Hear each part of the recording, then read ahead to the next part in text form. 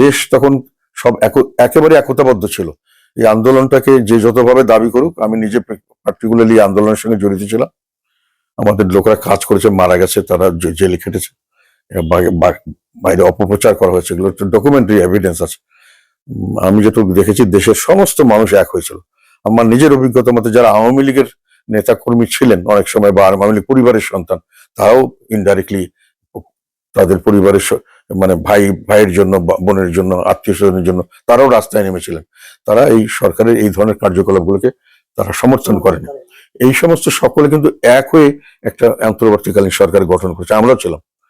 এখন এই একতাটাকে কাজে লাগিয়ে সামনের দিকে দেশকে এগিয়ে নিয়ে যাওয়া, পিছনের ভুল ভ্রান্তি ভুলে সেটা না করে ওনারা হঠাৎ করে দেশকে বিভাজন করে প্রতিহিংসার রাজনীতি শুরু করলেন।